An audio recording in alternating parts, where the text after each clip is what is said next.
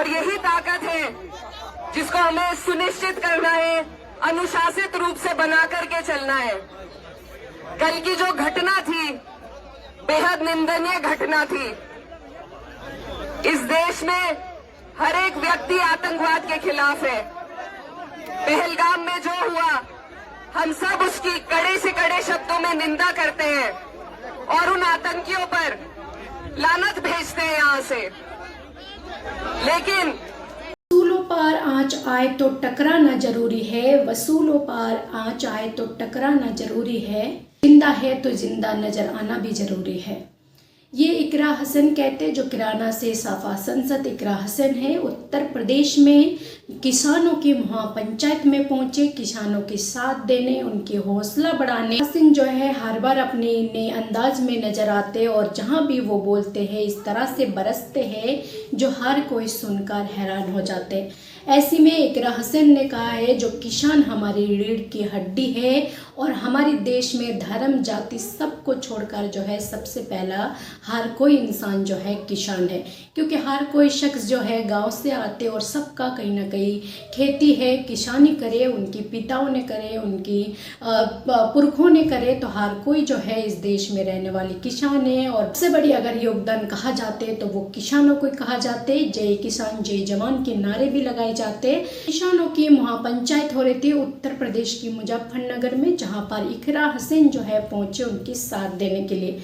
तो सुनिए इकरा हसन किस तरह से बरसे। अगर आक्रोश रैली में कोई जाता है तो समर्थन करने के लिए जाता है। हमारे बाबा राकेश टिकैत जी ये कोई नेता नहीं है, इन्होंने अपने लाभ के लिए कोई काम नहीं किया। ये धरती से जुड़े हुए वो पुत्र हैं जिन्होंने सबकी हक की लड़ाई लड़ी। कहीं भी जहां हम विवाद देखते हैं, सबसे पहले अगर हम किसी व्यक्ति का नाम सुनते हैं कि वहां सुलह कराने दो गुटों में अगर कोई सबसे पहले पहुंचता है, चाहे हरियाणा हो चाहे उत्तराखंड हो, हमारे बाबा राकेश टिकैत जी वहां तक जाने का काम करते हैं। हर गलत बात का विरोध करना, आपकी हमारी आवाज को सरकार तक पहुंचाना, क्या ये गलत है? अपनी बात को वहां तक पहुंचाने के लिए, उनका पूरे समाज में एकता का संदेश देने के लिए बाबा राकेश टिकैत जी विरोध करने गए। वहां पर जिन लोगों ने ये बर्बरता दिखाई, जिन लोगों ने इस निंदनीय काम को अंजाम दिया, वो भी किसी आतंकी से कम नहीं है और उनका हम पुरजोर तरीके से विरोध करते हैं। मैं आपके बीच ये कहना चाहती हूँ कि जो सर झुके नहीं तूफानों में, वो कैसे झुकेंगे इल्जामों में। पगड़ी छीनने वालों से कह दो अभी हम खड़े हैं इंसाफ के मैदानों में। हमारी इस देश की अगर रीढ़ की हड्डी कोई है तो वो किसान है। अगर सबसे बड़ी कोई कौम है तो वो किसानी है। हम सब हर धर्म हर जाति से आते हैं, लेकिन हम सबसे पहले किसान हैं और इसीलिए यहाँ हम सब एकत्रित हुए हैं ताकि ये जो लोग सत्ता में बैठे हैं, जो आज ना तो किसानों की सुनवाई कर रहे ना किसी और पक्ष की सुनवाई कर रहे, और जो एक हमें अधिकार संविधान से मिला है अपने विरोध को दर्ज कराने का, उसमें भी ऐसे आतंकी प्रवृत्ति के लोगों को भेजकर अगर हम पे हमला होगा तो ये किसान वर्ग कभी बर्दाश्त नहीं करेगा। अगर हमारी आवाज को दबाया जाएगा ये हम कभी बर्दाश्त नहीं करेंगे।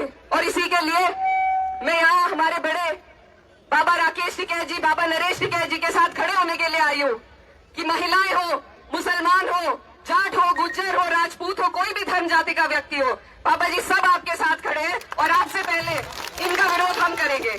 आखिर में मैं बस आपसे यही आग्रह करना चाहती हूँ, मीडिया वालों से भी और सभी भाइयों से, कि आप लोग थोड़ा अनुशासन बनाएं। हमें अपने तरफ से कोई मौका नहीं देना है।